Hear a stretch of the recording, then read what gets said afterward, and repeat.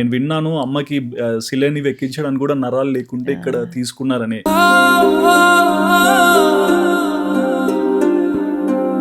అమ్మ నేను చెప్పాను కదా, నాకు ఒక్కటే ఆవిడ తప్ప వేరే ఇది లేదు నాకు అసలు నా అని చెప్పుకోవడానికి.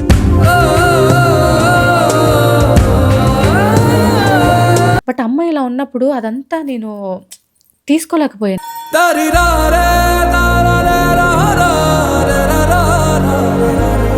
ఇంకెక్కడ చూడలేదు. నేను వస్తే బాగా మాట్లాడు, ఇలాగే చూస్తున్నారు, కళ్ళలో వాటరు ఇంతే ఉంది, ఎక్కులు వస్తున్నాయి. నాకు అర్థం కాల. నాకు ఎవరో మెసేజ్ పెట్టారు మా relatives, so sorry for your loss అని.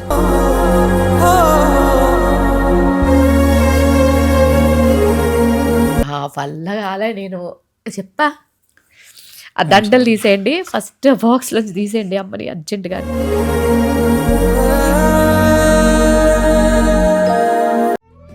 తెలుగు వారి నంబర్ 1 చాయిస్ తెలుగు మ్యాట్రిమోనీ. నేను విన్నాను అమ్మకి సిలిండర్ ఎక్కించడానికి కూడా నరాలు లేకుంటే ఇక్కడ తీసుకున్నారని. అంటే ఒక సైడ్ తల్లి కాబోతున్న సంతోషం చూడాలా, ఇంకొక సైడ్ కన్న తల్లికి ఇబ్బంది అవుతుందని చూడాలా. అండ్ అందులో కూడా నేను వినింది శ్రీమంతం ఒకటి జరిగింది, అండ్ అమ్మ డెలివరీ డేట్ కి కొంచెం ఆ సిచ్యువేషన్ కి డేట్స్ చేంజ్ చేశారు. ఈ ట్రామా మొత్తం అంటే బ్యాక్ టు బ్యాక్ చూసేసరికి how can you digest everything? అదేనండి, ఎందుకు అంత దేవుడు బలం ఇచ్చాడో తెలీదు, ఎందుకంత సఫర్ ఇచ్చాడో కూడా తెలీదు. అమ్మ నేను చెప్పాను కదా, నాకు ఒక్కటే ఆవిడ తప్ప వేరే ఇది లేదు నాకు అసలు నా అని చెప్పుకోవడానికి. వాళ్ళ ఇంట్లో పీజెన్స్ వల్ల ఏమో ఆవిడ ఆరోగ్యం చాలా పాడైంది. తర్వాత నా దగ్గరే పెట్టుకున్నా. ఇవన్నీ ప్యారలల్గా ఒకటే అయ్యేసరికి అసలు అది ఎంత పెద్ద ట్రోమా తెలుసా అండి. దాని నుంచి అంత తొందరగా బయటకు రావడం చాలా కష్టం. యాక్చువల్గా సీమంతం కూడా చేసుకునే ప్లాన్ లేదు. అనుకోకుండా సత్య పవన్ ప్లాన్ చేశారు చిన్నగానే, కానీ ఎందుకు అది అలా వైరల్ అయిపోయింది. అది మనం చేసింది కూడా కాదు. మీరు చూస్తే నా సీమంతానికి నా వ్లాగ్కి 1 month ఉంది డిఫరెన్స్. నేను పెట్టలేదు, తర్వాత పెట్టాను. పెట్టిన తర్వాత కూడా నాకు నెక్స్ట్ డే మళ్ళీ కొంచెం హెల్త్ ఇష్యూ అయిపోయింది. ఏమైంది అంటే బేబీ 2-3 కర్డ్స్ వేసేసుకుంది లోపల, డెలివరీ చేయాలి అన్నారు. కాకపోతే అప్పుడు 7th monthలో బేబీ అసలు వెయిటే లేదు. ఎందుకంటే ఫస్ట్ టైం నేను చాలా ఫోకస్ చేశా బేబీ మీద, ఫుడ్ మీద.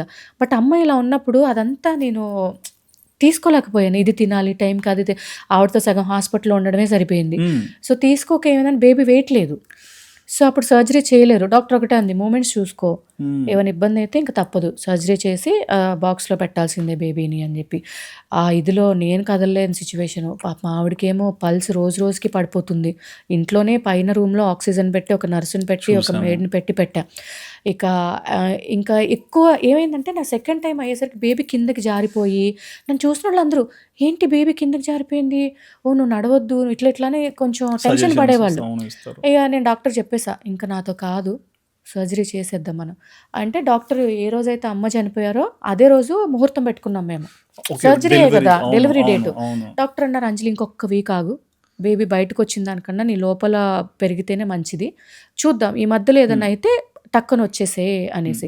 బేబీ మూమెంట్స్ గమనించుకుంటున్నా, ఆల్ ఆఫ్ సడన్ మీరు నమ్మరండి, అమ్మ ఫస్ట్ ఫ్లోర్లో ఉంటుంది.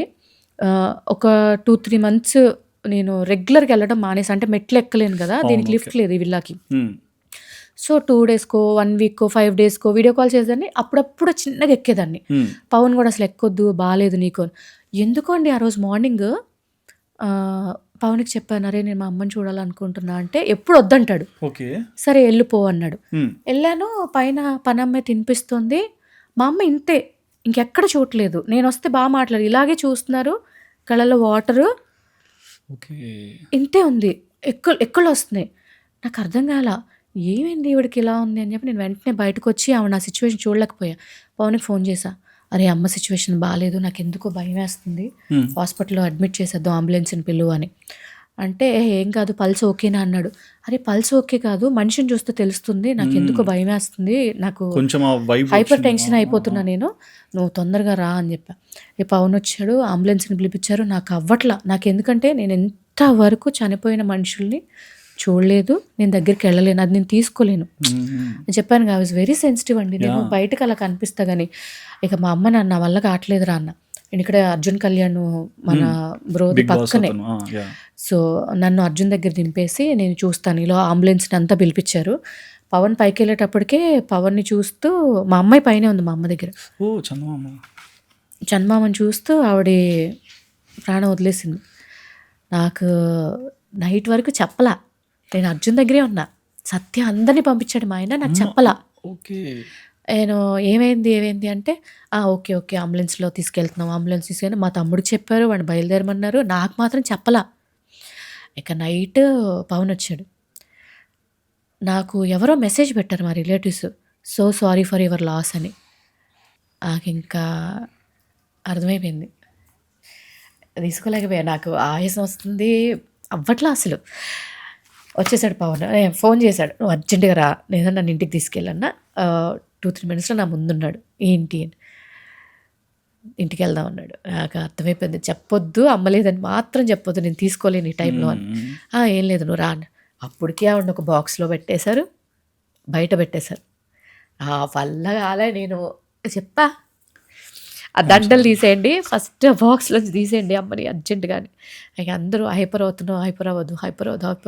అసలు నేను ఎవరికి చెప్పలేదు కూడా అమ్మ చనిపోయిందని, ఎవరికి తెలియదు. ఆ రోజు వరలక్ష్మి వ్రతం అనుకుంటా. అందరూ మెసేజ్లు, కాల్స్, రా రా రా అని చెప్పి కూర్చోబెట్టుకుంటా. నువ్వు గుర్తొచ్చావు అమ్మకి. ఇక అందరూ కాల్ చేస్తున్నారు, రావట్లేదు అంటే బాగోదు కదా అని చెప్పి గ్రూప్లో ఒక మెసేజ్ పెట్టేసా, ఇట్లా అయింది అని. ఇంకా అందరూ పాపం నైట్ 3 o'clock వరకు ఇంటికి వస్తూనే ఉన్నారు. 1 week ఎవరో ఒకళ్ళు వస్తూనే ఉన్నారు. అసలు డెలివరీ అయిన సంగతి కూడా తెలియదు ఎవరికి. అమ్మదైన ఒక 5 daysకి ఇంకా డెలివరీ అయింది. ఆల్ ఆఫ్ సడన్ కదా. బట్ ఈ టైంలో అమ్మ ఉంటే బాగుండేది. అంటే ఎవరన్నా ఉండొచ్చు, బట్ అమ్మ ప్లేస్ ఇస్ డిఫరెంట్. కష్టం. ఇప్పుడు తను కూడా అమ్మ దగ్గరికి వచ్చి బాధపడుతుంటే, మీరు బాధపడుతుంటే తల్లిని ఆ టైంలో చందమామ ఏడోకు, నువ్వు ఏడిస్తే నేను ఏడుస్తా అనేది అని అదే వచ్చి నాకు అండంగా తినిపించి పెట్టడము, టాబ్లెట్స్ వేయడము, అసలు లైక్ మదర్ నాకు. అంటే నాకు అప్పుడు ఒక కాన్ఫిడెన్స్ వచ్చింది దట్కి ఓకే, నన్ను టేక్ కేర్ చేసేయడానికి ఒకళ్ళు ఉన్నారు, షీఈ్ మై అమ్మ.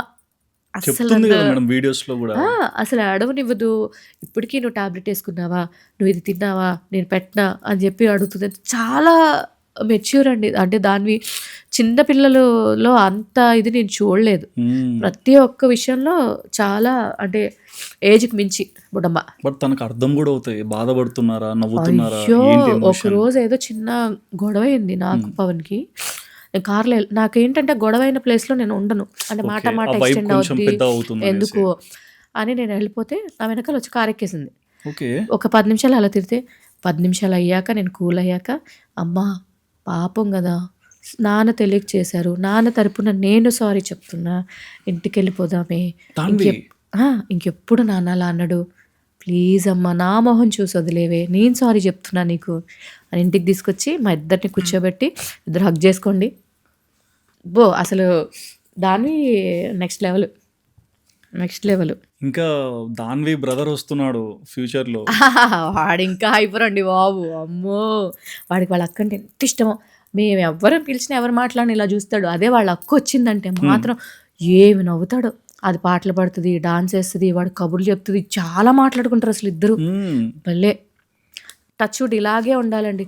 అంటే చిన్నప్పుడు మనం అన్న చెల్లి కానీ అక్క తమ్ముడు కానీ చాలా ఇదిగా ఉంటాం. వన్స్ పెద్దయ్యి పెళ్ళిళ్ళు అయ్యాక తెలియని గ్యాప్ వస్తుంది. ఐ విష్ వీళ్ళిద్దరికి అలా రాకూడదు, ఎవరు వీళ్ళ మధ్యలో వచ్చినా అనేది మాత్రం కోరుకుంటా.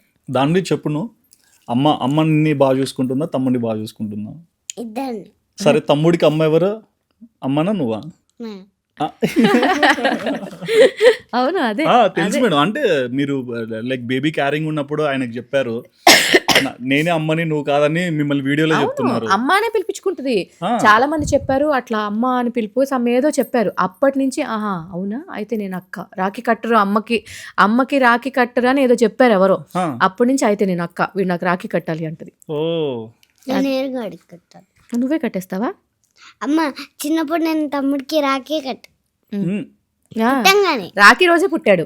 అవునవును. రాఖీ పౌర్ణమి రోజు అలా. అండ్ అమ్మాయిని ఎక్కువగా సోషల్ మీడియాలోకి తీసుకొస్తారు, చూపిస్తుంటారు, దిష్టి తగులుతుంది, ఏమన్నా జరగవచ్చు. బట్ ఇప్పుడు తనని చూస్తుంటాం కొన్ని వీడియోస్లో, మీరేమైనా ఫీల్ అవుతుంటారా? అంటే కమెంట్ చేయొచ్చో, మాట్లాడుతుంటారు, దిష్టి పెడుతుంటారు, హౌ డూ యూ టేక్ అంటే యాజ్ ఎ మదర్గా? అదే చెప్పాను కదా, చాలా మంది ఏంటంటే మనల్ని ప్రేమించే వాళ్ళు ఉంటారు, మోస్ట్లీ వాళ్ళ ఇది మనకి తగలదు. బట్ ఈ మధ్య కొంతమంది కావాలని మాత్రమే చేస్తున్నారు.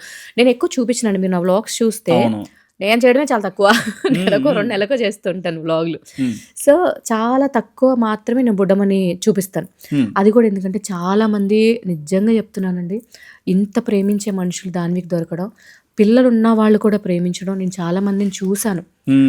మేము వాల్పేపర్ దాని మీదే పెట్టుకున్నాం, మాకు 2 అబ్బాయిలు ఉన్నారు, దాని కోసం మేము ఇది కొన్నాము అని చెప్పి నిజంగా అది కనపడితే ఎంత ప్రేమగా మాట. అలాంటి వాళ్ళ దిష్టి మనకి నిజంగా తగలదని అనుకుంటా. కానీ అందరూ అనుకున్నట్టు నేను రెగ్యులర్గా పెట్టనండి. ఏదో ఒక రోజు దానికి ఫ్రీ ఉన్నప్పుడు మాత్రమే ఒక 5, 6, 7, 8 అట్లా చేసేస్తాం ఫోటోషూట్లు. ఓకే. అవి అప్పుడప్పుడు పెట్టడం వల్ల ఎక్కువగా కనిపిస్తున్నట్టు అనిపిస్తుంది. ఎక్కువగా అమ్మ కనిపిస్తున్నట్టు చెప్పింది మొత్తం కరెక్ట్.